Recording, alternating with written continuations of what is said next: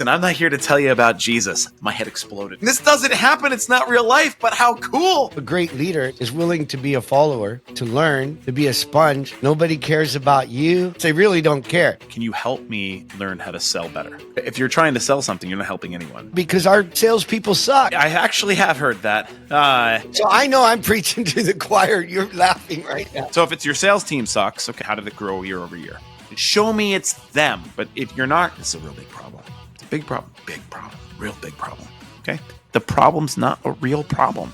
That's a fake problem. If you solve a little problem, guess what? You're going to catch a little fish. You're out on a boat in the middle of the ocean and you're starving to death. There goes a tuna and you're going, nope, I'm whale hunting today. Stop. Stop with the madness. Take all the bluefish. Eat a while you reel in your whale. And I will be there with you like Moby Dick. As a man, I've got to do this. What are you selling? How much is it? What are we talking about right now? How are we different? It's like Mission Impossible. You got, it's all about the sales machine, Rankins.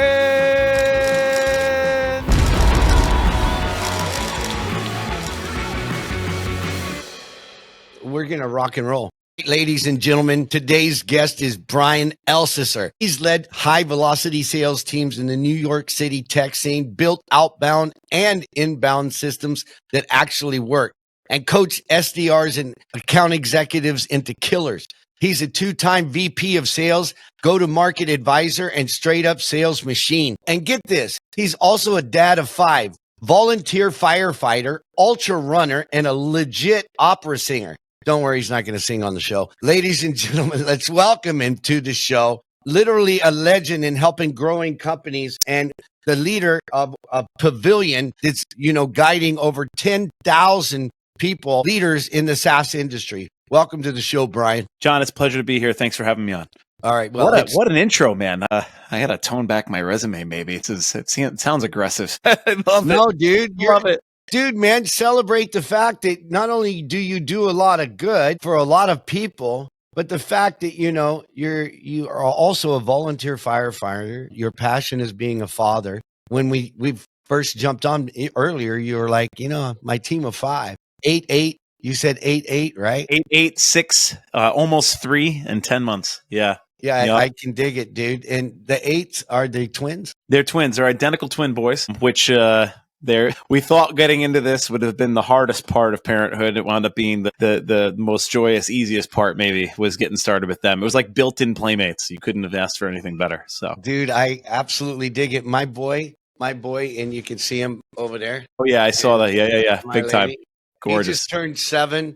He's now playing the guitar. He's a blue belt in Taekwondo. Ow. Like, he is so much more advanced than I was. I'm just like, man, there's nothing better on the planet than being a dad. It's the best job in the world. It's the best job in the world. Oh, I have a lot of our founder at Pavilion, the company I'm at right now. He actually just became a dad. And the first message I said to him was like, congratulations. Welcome to the club. It's the best job in the world. It really is. There's nothing better. Yeah. And, amazing. A couple of weeks ago, my son comes home about 4 weeks ago and he's like, Dad, I want to play the guitar. Man, I love that. And I'm like, really? You want to play not a piano? Like, I bought you a keyboard and you're not down with that? And he goes, oh. And what's the music you're playing at home that he's listening to the guitar? What? What's the music you're playing at home that he's like, I want to play that. I want to play the guitar. There's his mama, and his thing with his mom is she takes him to school and he comes home singing a different song, like "There's Nothing Holding Me Back." And I'm like, yeah, that's exactly what I'm like. And Johnny from Sing, the gorilla. Yeah. Yeah. So he wants to mimic that dude and he throws his arms out and starts playing the air guitar. And he goes, it's just cool. Oh, I love it. He's like, so you much. got to buy me a guitar. And I'm like, yeah, well, it's not a no, but not right now. I'll get you 8 lessons. You stick to the lessons and you do all 8. I'll get you a guitar. I love that. He's so into it. And then one of my colleagues comes home, one of my team members, and he's hanging out with Sky. And this guy's telling him all about the guitar. And then this, he's a great guy. One of my team members, his name's Francis. He's actually my studio man. He brings him and gives him his guitar. I'm like, dude, that's so nice. I'm like, Wow. you better finish. I'll take it away if you don't finish your Yeah, lesson. right. You better finish them lessons. That's cool, though. That's cool. Yeah, That's a being a good dad story. is the coolest, dude. Yeah, man. Super fun. It's So super fun. let's talk about being a dad. It's just like being a leader. It's not a part-time job. It's No, it a ain't. full-time job. It's not a seminar on the weekends. Like, a lot of people say, I went to a leadership seminar. Okay, great. Well, I hope you know that it's not fucking 3 days. It's every day, every day, every day, right? It is, and it's hands-on, right? So tell me about your journey, how you got involved, rewind from Pavilion, how you got involved in the tech space in SaaS and everything, and what's led you to Pavilion. Yeah. Well, I'll trim it. It's a longer story, but you're right. I was an opera singer, and I was making it happen. I actually was one of the ones that was making it happen. I was singing in the Midwest. I had a great gig out there with the Florentine Opera, a couple other bigger opera studios out there, and it would happen to be I was running out of money, and I needed to get my breakthrough. In order to get my breakthrough, in order to keep singing, I needed to sell something. That's just how I got into sales. I was like, you know what? I know how to talk to people. I have no problem getting in front of people. It's fine. So I'm going to go get into sales. So I applied to sell cell phones for AT&T, and that turned into being at the Yellow Pages for 5 years. And I remember just as I had gotten into my first contract for my first role at a big opera house, I had also gotten promoted at Yellow Pages to go lead a market in New York City. And I made that choice to go to New York and build a family with my girlfriend, who's now my wife, and go from there. And that was a choice we went to somewhere along the line about 4 or 5 years in at Yellow Pages. I realized the platform that we had been operating our advertising on was very much a platform that was a lot like the other tech programs that I was seeing when I was going to other seminars and other meetups in the city. And I was like, I really want to get into tech. I want to truly be in tech sales. That would be the right way for me. And I got picked up by Yext, which at the time was, I had known them for years. We'd come across them all the time in the market, but they were scaling at a true tech company. And I happened to be lucky enough to join them and lead their sales development division just the year before we went public. And it was super fun to be there. We partied at a New York Stock Exchange. We had just an absolute incredible time watching this thing grow in hundreds of millions of dollars of revenue, a true tech, the kombucha, the beer on Fridays, the pizza parties. It had every element, man. It had every single element, the big SKOs. It was super cool. It was a wild time to be there. So I made my headway there, got myself from there to eMarketer, helped them scale the team there before their acquisition or merger, I should say, by Business Insider. And then shortly thereafter, got the call from Colin Cadmus, who, if you don't know who Colin is, another great tech leader, but someone I still look up to. He's an amazing dude. But he had asked me to come and build the first outbound division globally for AirCall, which at the time was only at about $18 million. Today, they're in the hundreds of millions of ARR. So it was a very interesting time to be there. I remember literally I had that. I was looking at, I think, a job with LinkedIn, and I'm like, LinkedIn or Air Who? LinkedIn, Air Who? And I went with Air Who. So there's that. But I'll tell you, actually, fun story here. It's the one thing I'll call out about great leaders and great leadership. I was interviewing, Colin had me back, probably 4 times for interviews. He wanted me for the role. I was very much on the fence, and I made that known. I was like, look, I don't know. I don't know enough about the company. I don't know enough about your trajectory. I know nothing about telephony. There's just a lot of unknowns. So I wasn't ready to jump in. I wanted to get under the sheets before getting in there. And if you're a leader listening to this, I'll tell you, never take a job without getting underneath. Go look under the hood, see what's happening. How is the business operating? Open the sales force. And I even offered to sign an NDA to get into the weeds of the company so that I could feel confident and comfortable. I talked to every single sales rep there. But anyway, along the way, on my 4th interview, I came back and my wife was like, you should take that job. And I said, why? She goes, he sent me flowers today to thank me for allowing you to come to this interview. That's cool. Okay, that's cool stuff. Good Amen. Leaders will buy great people. I'm just saying that's how that works. So it was a good lesson there that I was very much on the fence, and it wound up being a great 2 years. I spent a 2 years there, got promoted up to help lead their North American sales team, and then wound up getting over to SaaStr, working with Jason Lemkin for a few years, which was absolutely awesome. Probably one of the best opportunities I've ever had in my career. We did some amazing things in a short amount of time, and now I'm at. So it's been a run. It really has been a lot of fun. Amen. And so for all the listeners out there that doesn't understand what SaaStr does, because I mean, you've grown from air call and the different tech space, and really the Yellow Pages is knocking on doors, and then you just went into a whole different. You graduated into tech sales. Full disclosure, that's been my journey as well, from running and building and scaling direct sales teams, whether it's in the skincare, car care, and now software industry. It's a graduation, because instead of just dealing one-on-one or even one-on-many, you're selling, from the stage, you're selling in a boardroom. I've had that experience. And, we talked about AI. You're not just selling AI, you doesn't walk into a boardroom and make that kind of sale.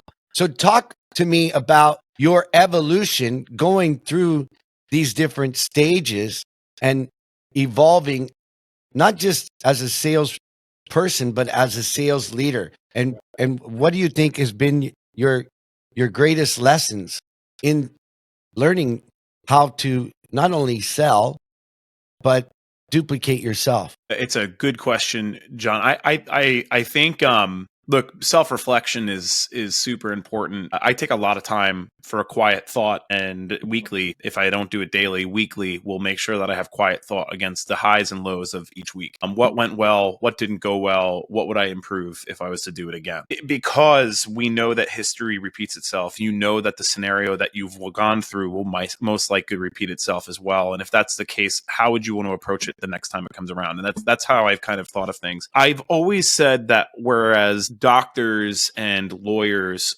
practice, right? They practice their craft. That's the word they use. And they constantly have to go for more continuing education. They have to constantly refine their.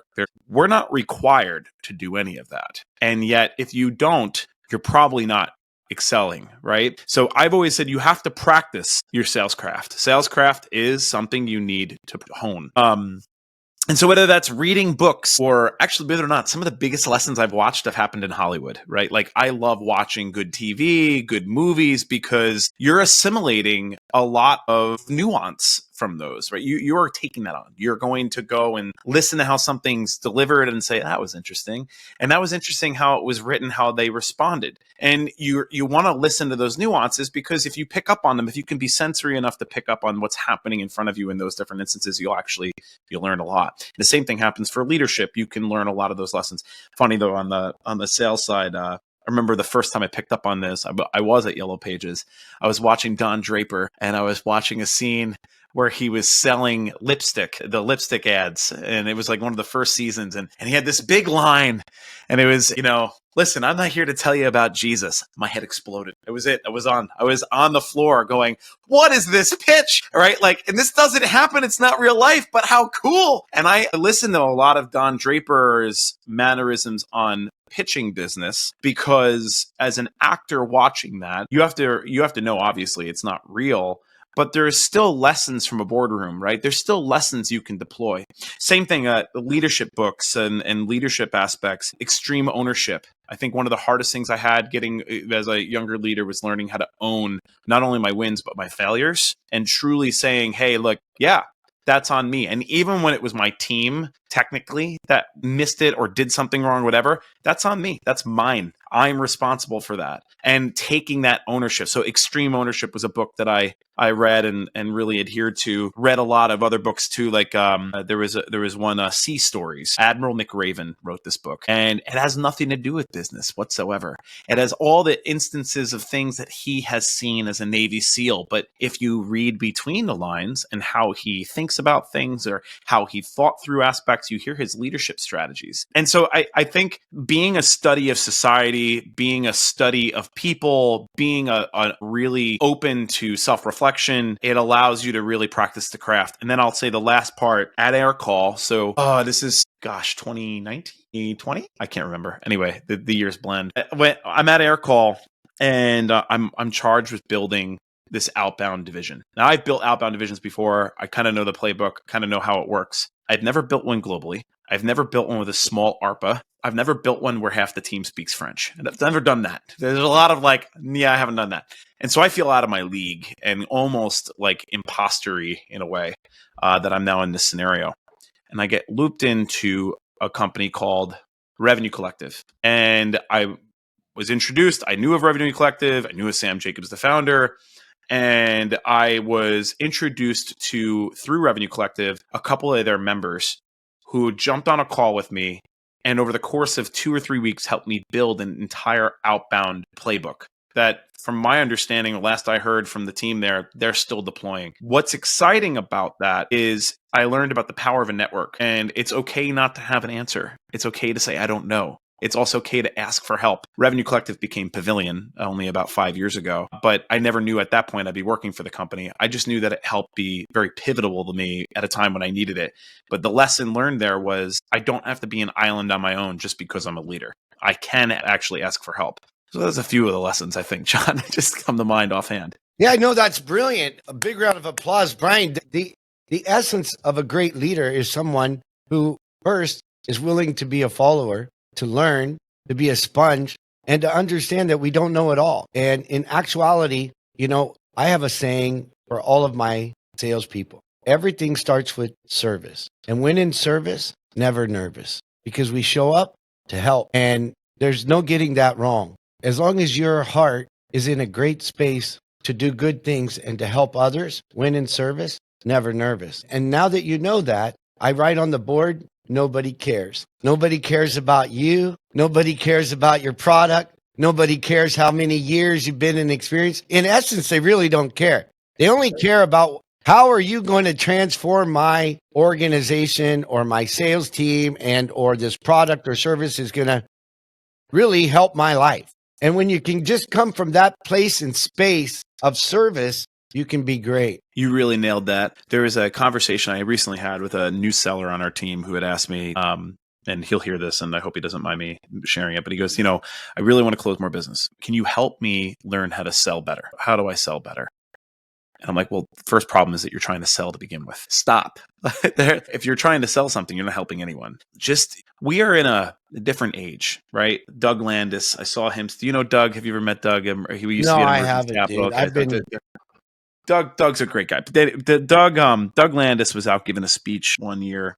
It was at I think it was Rainmaker, back when sales off used to do their conventions. Anyway, he's giving this speech, and the speech is about what is the worst job on the planet, the most mistrusted, worst job on the planet. And that's the topic right now. Did he say marketer?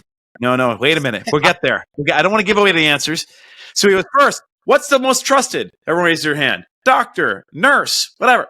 Firefighter. The answer was firefighter. It's like a firefighter's most trusted job on the planet. Okay. Most trusted. Everyone loves that guy. The person wants to go into the house is on fire. They're like, that guy's probably okay, right? He's okay. He's an all right dude. Okay. What's the least trusted job on the planet?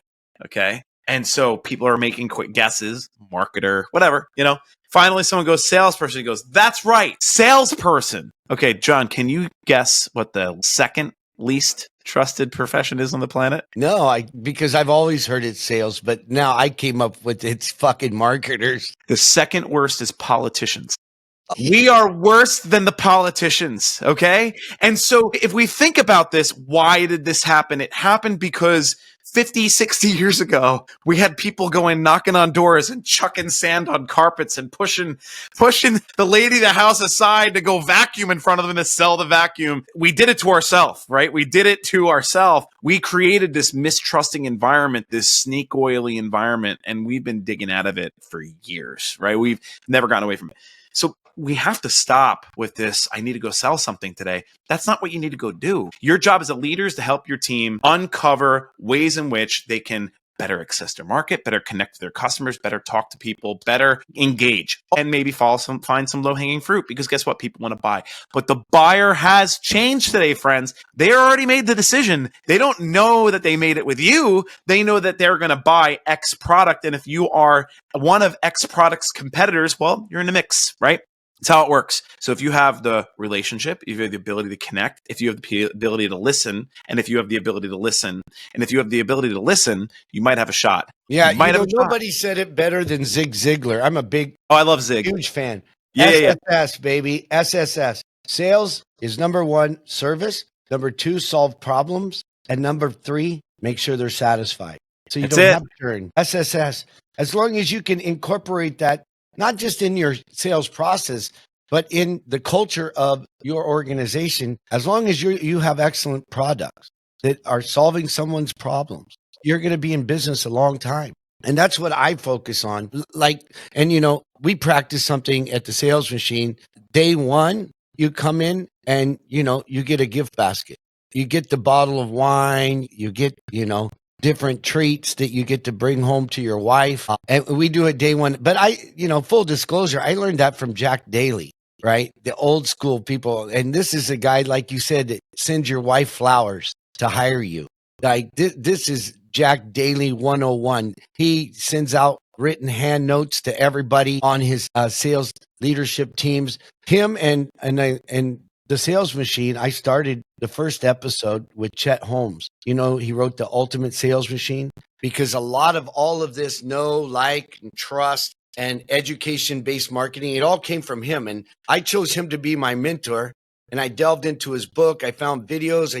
I seeked him out, and he had passed away. So when I did the first episode of the sales machine, it's a complete tribute to his work and him as a man. I'm like, I don't want anybody else on the show. It's going to be Chet, right? Legend, Jay Abraham partner. Like, these guys literally transform how sales can be of a service from the Zig Ziglar era, right? And so I love that you explained that it's a practice, because just like, the NBA or the NFL, and I'm a fan of pro sports, they practice 40 hours a week for a game that lasts an hour, right? And that's literally an example of what the greatest salespeople do. If you go in and all you're talking about is yourself or your service and you don't know anything about them, you already lost. But if you go in there coming from service, knowing about what are their problems, what's happened with them in the news, on the internet, or the challenges because you spoke to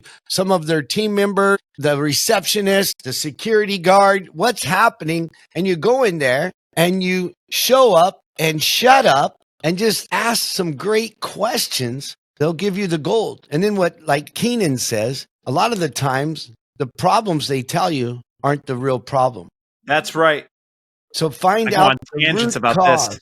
Huh? I go on tangents about this topic all the time. Yeah. Absolutely.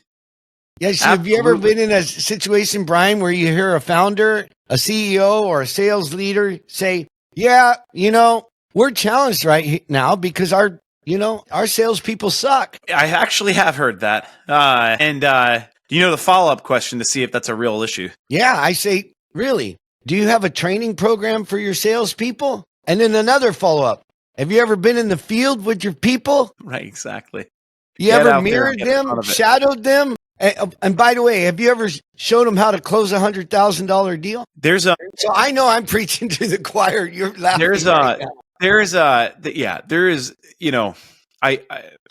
a whole slew of this back in the day. I don't know what day it was. Probably a Wednesday. The slew was that, if you are sitting at your computer and you're staring at Salesforce and your team's not performing, you can't pull the next Salesforce report with the answer. That's not the answer. You have to pick up the phone. You have to go see the customer. You go to do the next thing. I'm with you 100%.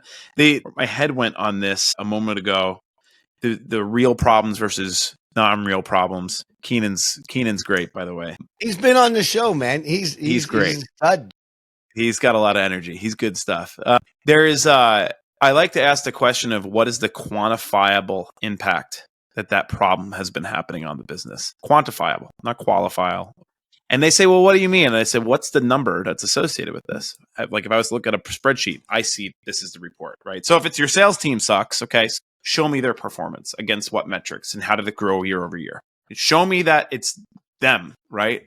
Not some sort of business aspect, not some sort of decision made internally, not some moved goalpost, not the market. Show me it's them. If you can show me it's them, I have a solution. right? Or insert anything here. But if somebody gives you, salesperson, a problem and they say, yeah, this is a real big problem. It's a big problem, real big problem.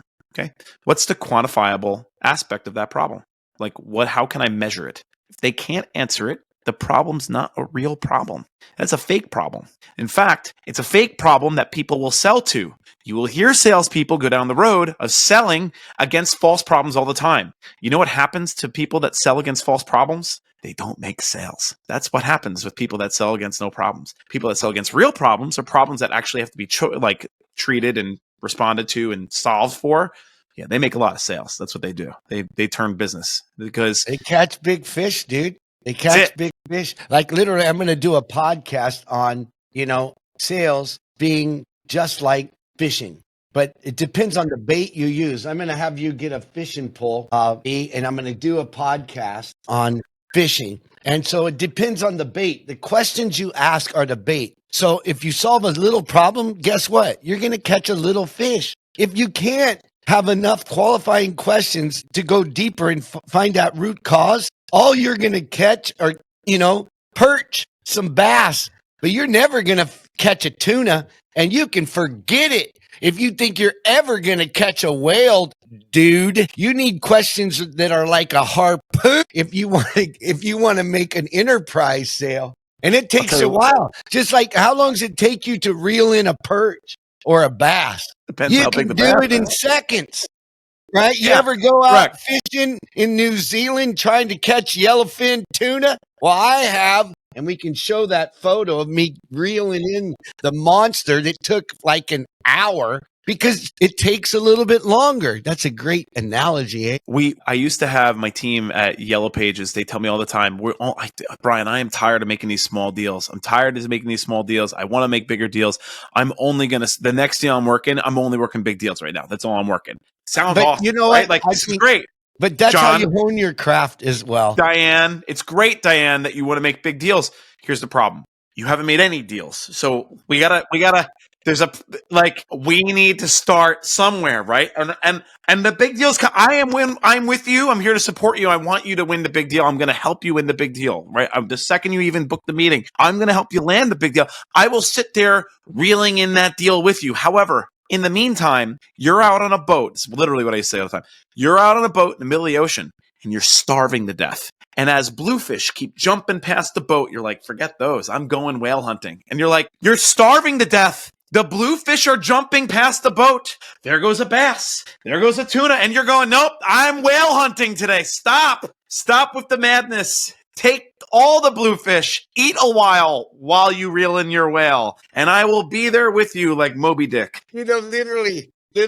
And I'm probably oversharing. My lady tells me sometimes you overshare, John. I'm like, I don't care. I'm just going to be real. I just had a salesperson resign at my company. Oh, no. Yeah, it happens. Anyway, he comes in, and he's actually a really nice guy, and he's really been putting in a lot of effort. But literally, his psychology is, and another one of the guys on our team, and I had the conversation with them, is, now we're only going to talk to CEOs. We're not going to talk to the VP of sales. We're not going to talk to these people. And I'm like, well, in essence, it's not about just getting the big deals. You hone your craft by solving problems. And the more problems you solve, and if you can solve the problems at a lower level, you can solve them at the highest level. Because now they call it champions in companies, right? Find a champion, because the CEO, he's just like, how can we make more money sooner and be better, faster, more efficient to increase revenue? They want to sell more faster, and they want it to be sustainable and scalable. So we really don't sell technology. We sell a transformation. How are we going to fix the root cause? Like all this modern trade out there, they need to sell more faster and make sure. And how do they sell more faster? They have to make sure that those shelves are full all the time, because they go in and a lot of the times those shelves are empty. So someone's buying a competitor, right? So, I mean, I absolutely love where you went with this. And as far as movies, I love Jerry Maguire. And that's another lesson I use. Show me the money. Sales. Yeah, show me the money, right? Help me. Man, listen, help listen. you.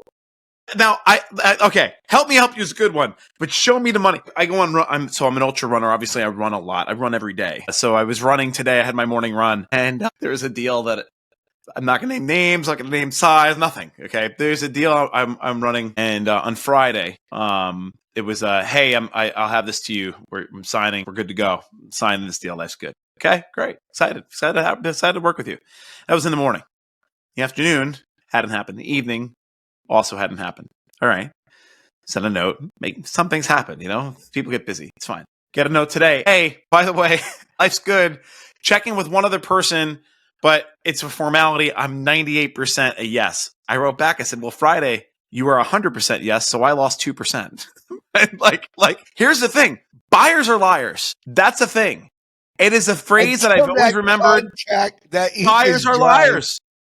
Buyers are liars. Everyone wants to buy from you until they don't. And that's the thing. It's like you get happy ears galore in sales. So if you don't have the good questions asked, you don't get the good answers to know whether or not that's actually a real deal. And so when that happens, you sit there and you've committed it. You're sitting at the meeting. It's end of month. Brian, where are you going to be? Oh yeah, I'm going to be right here. This is exactly where I'm going to be. Okay, well, it's 3:00. You get 2 more hours, I guess. When's it coming in? Oh no, trust me, it's going to happen. It's going to happen. And because you have happy ears, the number never happens. And so suddenly come Monday, you come back and you're like, I don't know really what happened at that end of month. It was really wild, I swear. You have to, buyers are liars. So show me the money is a thing that always populates in my head. Anyway, I cut you off on your story about Jerry Maguire. No, it's fine. I love it, dude, because a lot of salespeople show up and throw up. And, I love the Jerry Maguire scene where, he's finally made the sale. He's finally got his first client. He'd broken up with this woman. They weren't seeing eye to eye. He believes in his dream. She's lost faith. They start to question, the relationship. They start to, argue. And he decides, I'm going on the road. I'm going to make this happen. I've got to do this because as a man, I've got to do this, right? And he comes home and all the woman haters, the mama group is there. They're all talking about victim stories of men and stuff like that. And he walks in and he just says, where's my wife? I want to talk to my wife. And they're like, why are you here?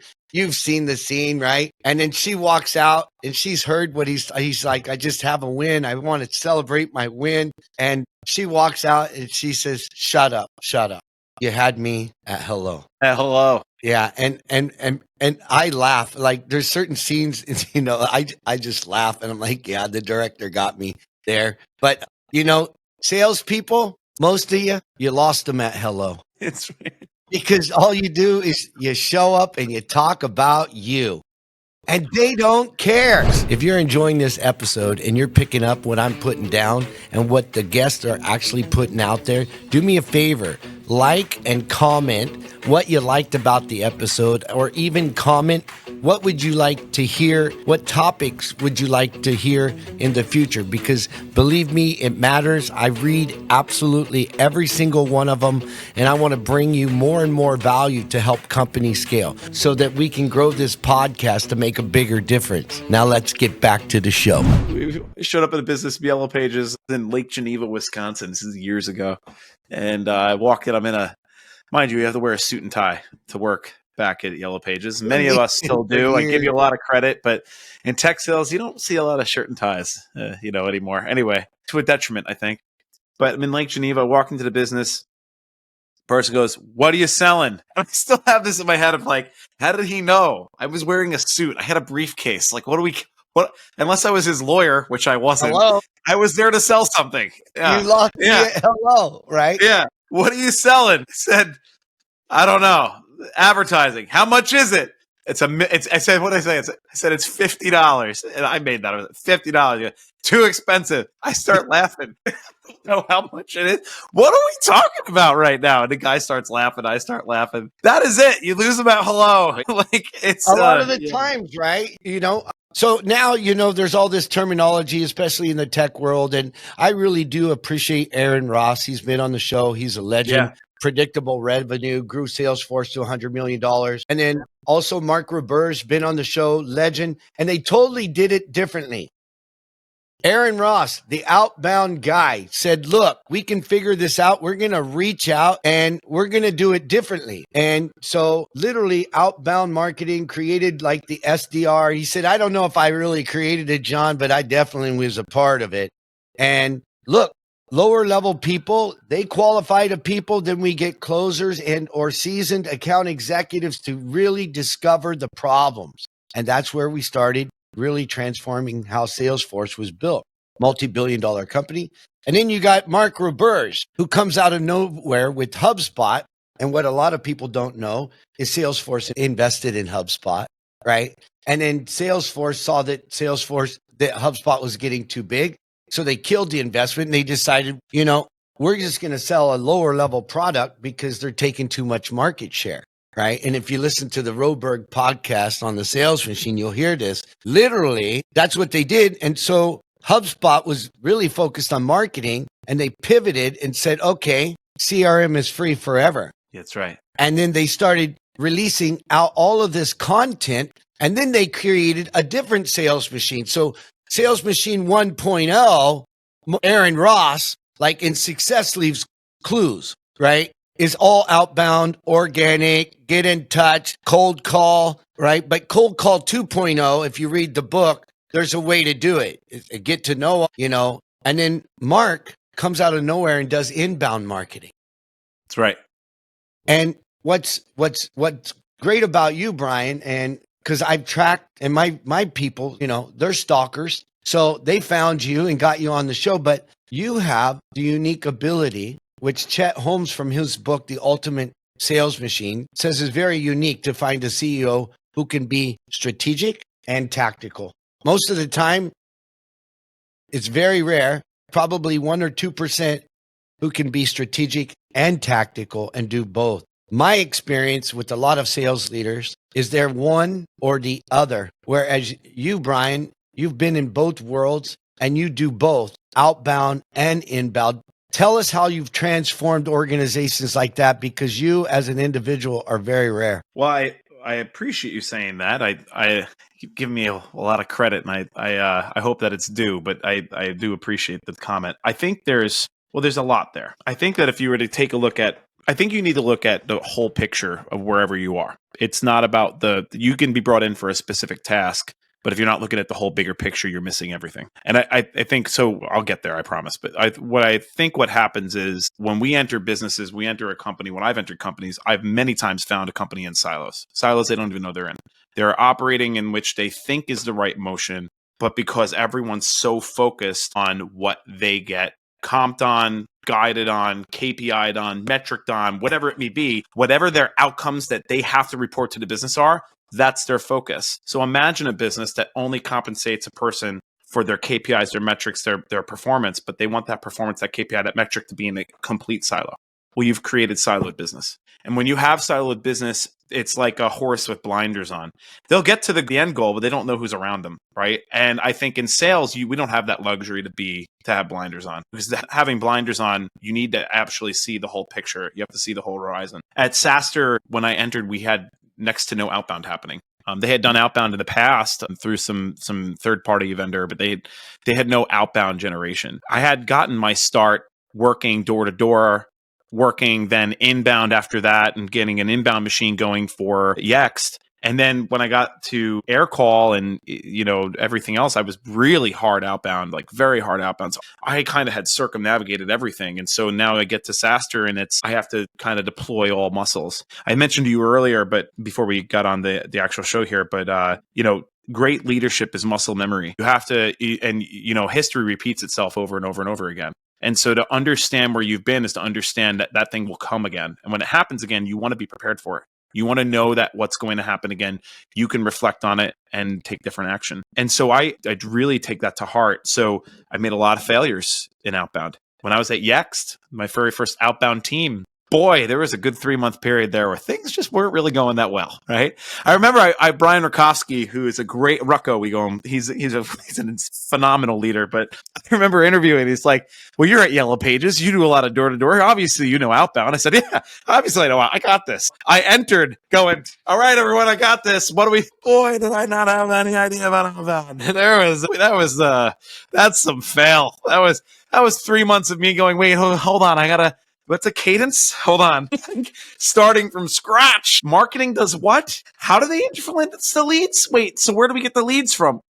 Now, mind you, this is also pre-sales loft, pre-outreach, pre any of that stuff being in bed. So we're talking about Excel sheets and dragging and dropping people into different cells. This is a different time, friends. So you have to learn from your failures. They are so important because then by this point, at the time I joined SaaStr as a perfect example of this, I had built a comp structure for AirCall multiple times. One of the times that I had built it was around qualified pipeline. Then I built it around size of pipeline, always trying to aim for pipeline coverage, always trying to aim for different size deals because the targets, when I joined them, their ARPA was so small. It was like the smallest deal. And the whole idea was like, how do we sell bigger deals? How do we get up market? So I had to build comp structures that drove that, right? Then got to SaaStr and was like, no. Jason Lemkin, friends, pipeline is not the answer. Sales is the answer. Revenue is the answer. You don't build programs off pipeline. You build programs off closed revenue. So go to try to hire an SDR and say, hey, you're responsible for closed revenue, not pipeline. That is like speaking foreign languages to anybody. So I found the grittiest person I could possibly find. Now, this could be male, female, anyone. I don't care. Gender plays no role. I was looking for grit, just sure determination to succeed against all costs. I went up hiring someone who reached out to me cold, a person that was a paraplegic that taught themselves how to walk again, then went and climbed Mount Whitney, a former surfer jujitsu star that had his life turned upside down. And now he's riding bikes and riding with ultra runners and traveling the world as a nomad and just holes up in coffee shops to get his work done before he takes his next climb up whatever mountain. Jack Greener was his name. And Jack, I gave him a $1 million revenue quota for the year as an SDR, not closing business. He had to generate $1 million in revenue. That was his thing.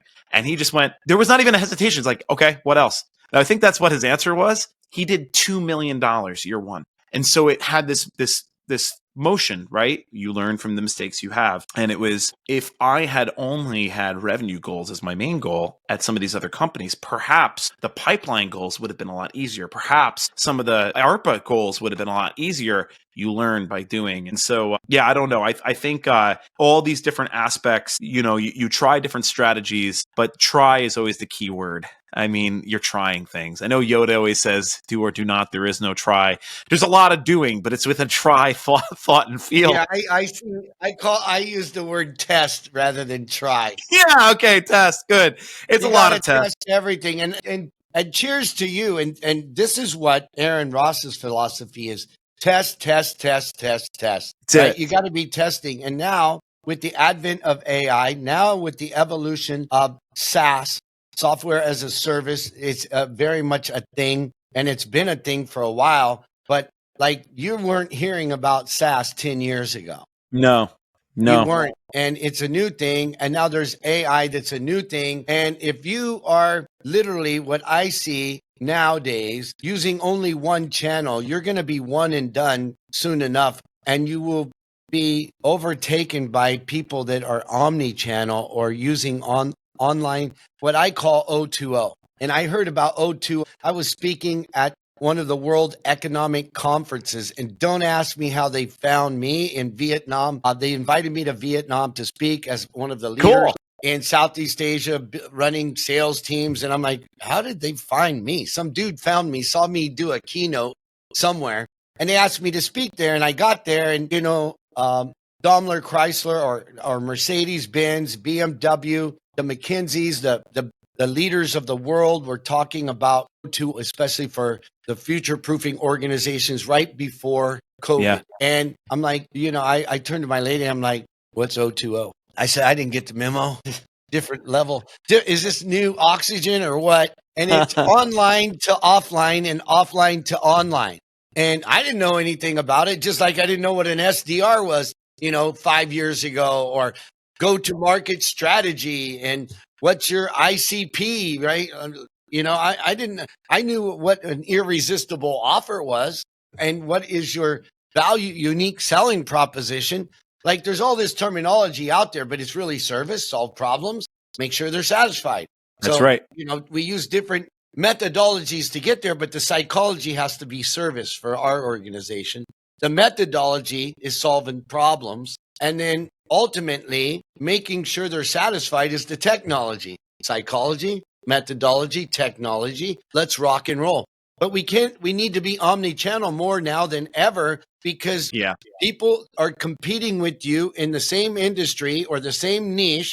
There's a lot of other companies out there doing offline and online, and you got to be doing both inbound and outbound. So at SaaStar and at at Pavilion now, how do you help companies navigate online to offline and vice versa, as well as inbound and outbound? And how much of that is networking? Yeah, no. So, okay. First off, I think this is the most important aspect of what we can do right now. You said earlier about how discovery, good questions, right? We're talking about the importance of great questions. That's the slam dunk. That's the Keenan code to success, right? Great questioning. I'll go back and say that's also, you need to be questioning and building great questions when you're not selling also. Knowing your people. If you have the luxury of doing sales long enough, you get to sell to the same people for your entire career. And it's a super fun thing, right? Like, because they trust you. Once you build that trust, that's the thing. That's the caveat. That's the moment.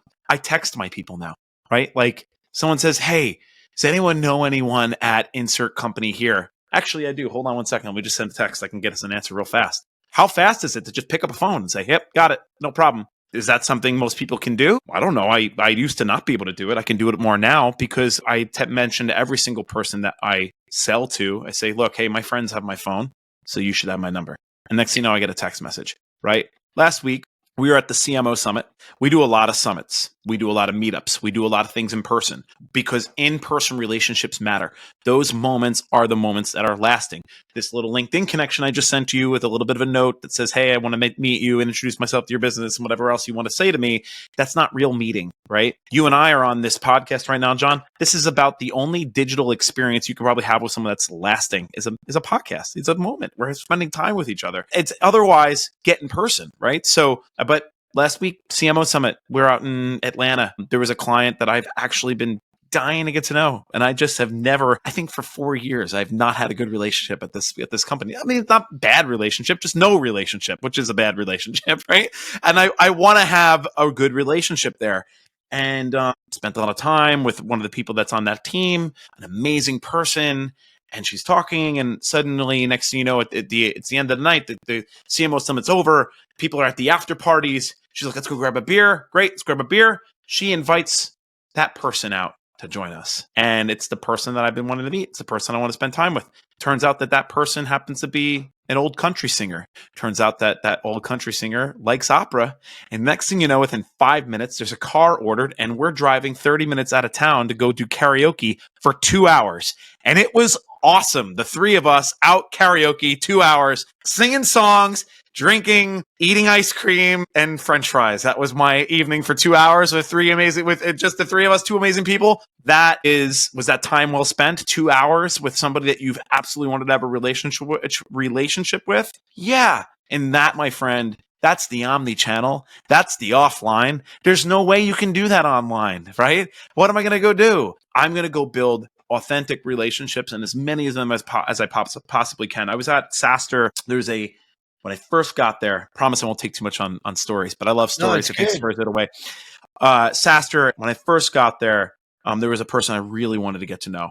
And I'm very thankful I did. One of my closest friends, I would say, in this industry, Sydney Sloan. She was the CMO over at SalesLoft at the time, right now at G2.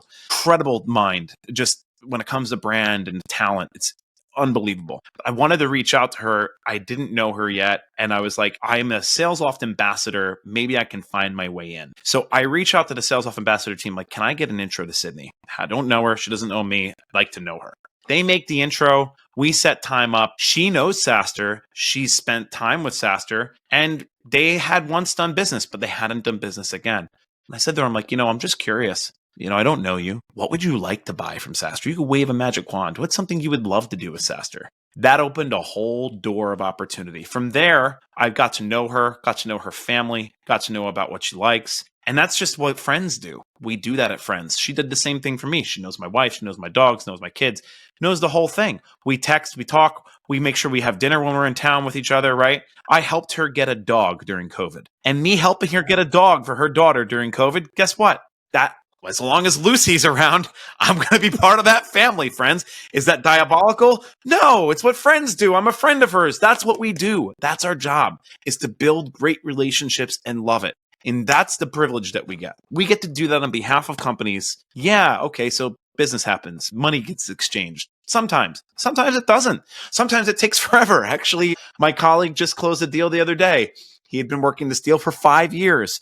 The deal happened to be very small. He's thankful for the deal. And at the same time, we laugh about the size, but it's a thing. It happens. It doesn't matter because we have built a relationship with that company. And I promise you, some of the outcomes that happen from that relationship are probably way more valuable than some small deal that happened to come in over 5 years. That's what happens. So I think the way in which I've helped guide companies, the way in which I've helped guide team members, the way in which I've helped guide anything in this industry is that the best thing you can do is treat your network as if it is the most important aspect of your brand, because it is. It absolutely is. And it's not always about just adding more people into LinkedIn that you don't know by hitting add. Yeah. It's about, hey, how can I actually get to know this person? Stop chasing dollars and start adding value. Adding value. That's it. That's the game. So like I have this saying, and Bryan, this has been a masterclass. I'm really grateful to have you on the show. But it's been my pleasure. I have a saying to my people, like all the way back to, scripture and the Bible, give and you shall receive. I'm like, I don't want to be that guy who's asking for something all the time. Amen. Even asking for favors. I want to be the guy that when we're in a relationship or we're establishing relationships, and even if we're just establishing our positioning and introducing ourselves, let's come from a place of giving. Give and you shall receive. So like whether it's white papers, it's industry standards, best practices, frameworks, structures, systems, strategy on how we can help other companies. And yeah, we have the technology to automate it, but ultimately, let's give them all the playbooks. And if then they want help with it, we're there. But I that's my strategy. Now you went into SaaStr, they were at 8 million and you got them up to $25 million, right? Yeah.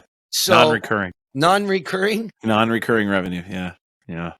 You said non-recurring, right? Non-recurring revenue. Yeah. So just hardcore revenue. Hardcore single-year deals. Now, obviously, software as a service in SaaStr. Did you introduce new products or just new systems? A little bit of both. So we used Outbound. That was a system. And we got some SDRs in play, really high performing SDRs. We hired insane talent. Talent's always going to be the key, right? You're a good leader. You need to have people.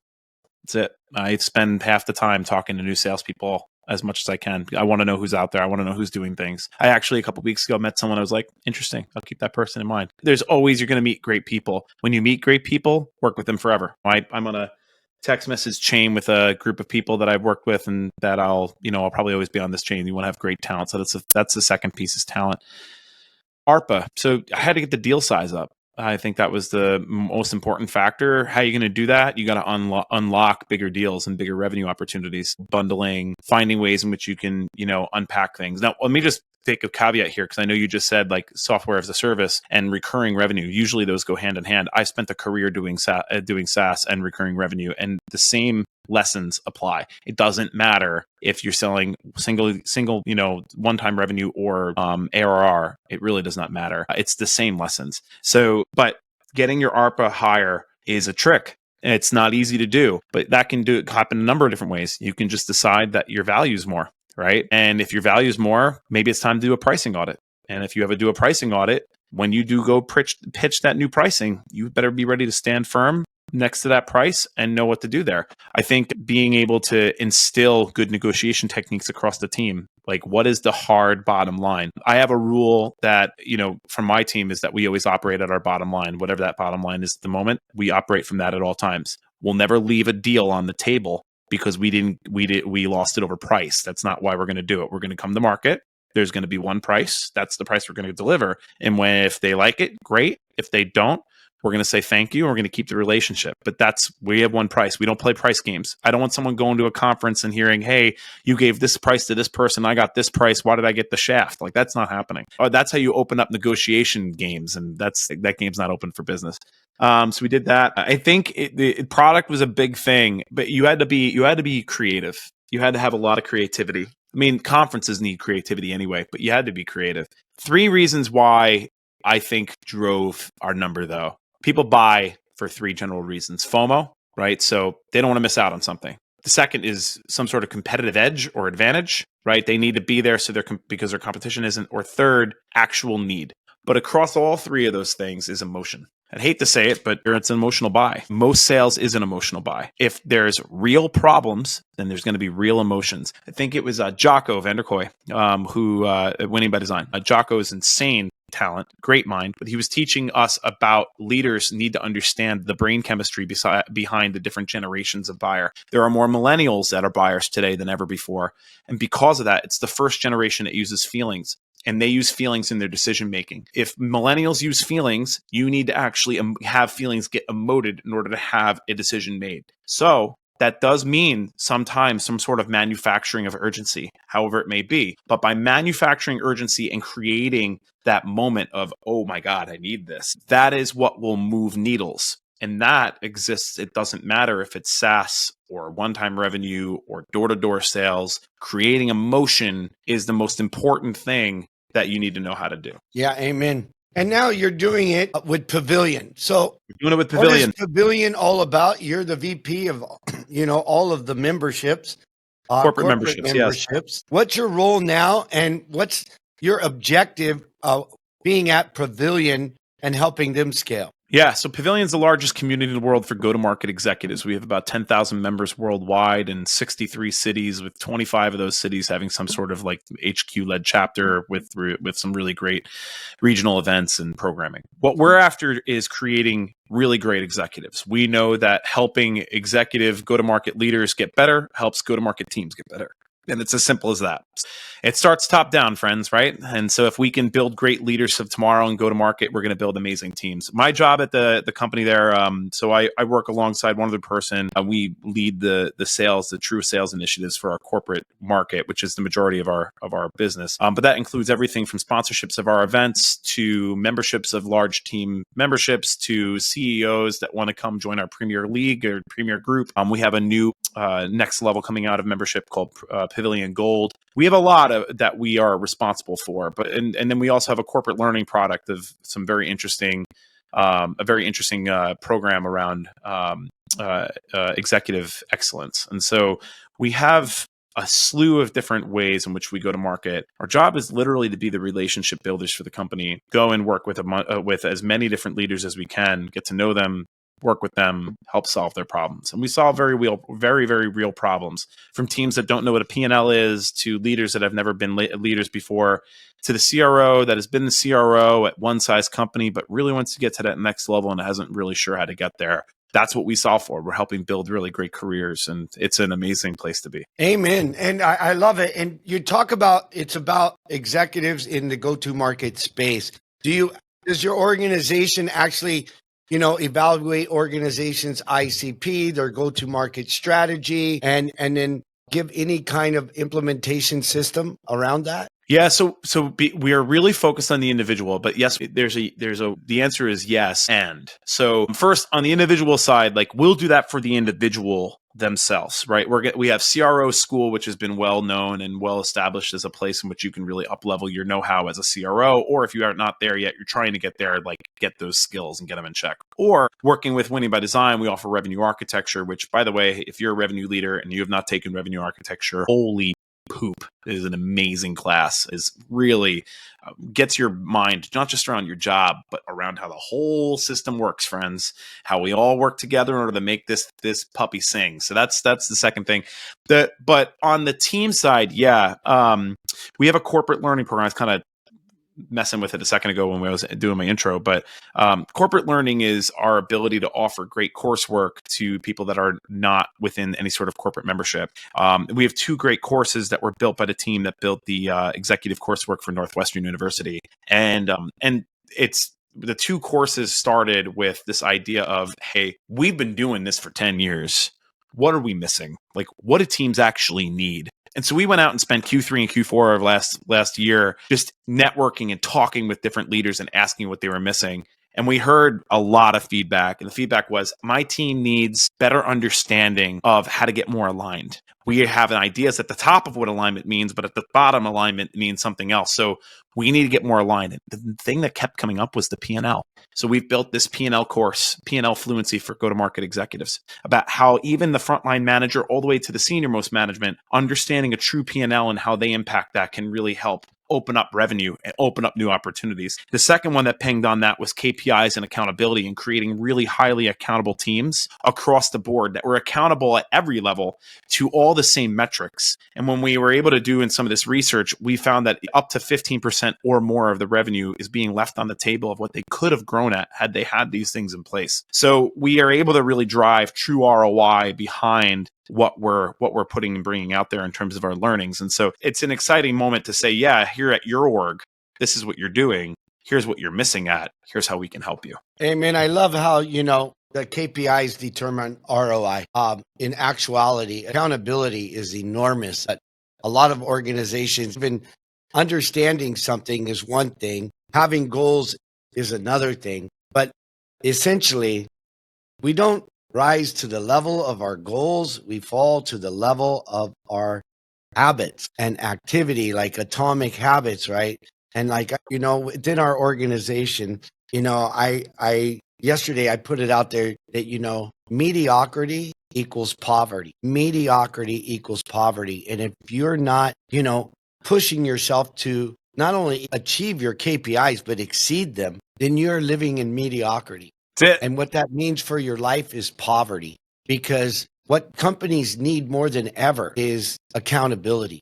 And as long as you show up and you do the work, and if you have a mindset of excellence and being successful, you're not doing the minimum. You're going the extra mile. And there's no traffic on the extra mile. There's no. Because very few people want to go that extra mile. And those very few people that go that extra mile, you know what? They're driving different cars, because Ferrari doesn't advertise on TV and Lamborghini doesn't advertise. And there's a reason why. I read an interview about the head of Lamborghini, and they asked him, why don't you guys advertise on TV? And he said, people who buy Lamborghinis, they don't watch TV because they're on the extra mile. That's right. Right. So this has been brilliant. How do people, Bryan, I'd love to connect. How do people, I'm talking about, build the connection even more. How do people find you? Where should they reach out to you? How do they reach out to Pavilion to understand their business, how to go to market better and establish KPIs in their business? First off, I think that answer is changing right before our eyes, right? I think right now you can go to ChatGPT, type in probably my name, even get it wrong. You'll still find me. But that said, joinpavilion.com. Head there. You can learn more about what we're working on with our community, what our goals are, how we might even be able to help you. If you have questions about me or what I can help you with or what my team can help you with at all, by all means, I'm on LinkedIn. You can reach out to me directly. I'm also got, my email is probably long, so I'll probably leave it with you guys to link it. But that said, you can get me on LinkedIn. I'm on there religiously, so it's pretty quick to do. But this has been great, John. Absolutely amazing to chat with you, and we covered so many great topics. But I'm really excited by what the outcome will be here. Yeah, amazing. Happy to share this, ladies and gentlemen. If you want to go to market and be successful, reach out to the people that are doing it at the highest level. Thank you so much, Bryan. Look forward to collaborating in the future. Yeah, same, John. Absolutely, and thanks again for having me. That's a wrap, folks. Thanks for joining me today. And if you got value from this episode, do me a favor, like, subscribe, and refer a friend. And if you want even more value, go to thesalesmachine.com, click on resources, and there's tons of resources there to increase profits and drive performance in your business. Right on, come on.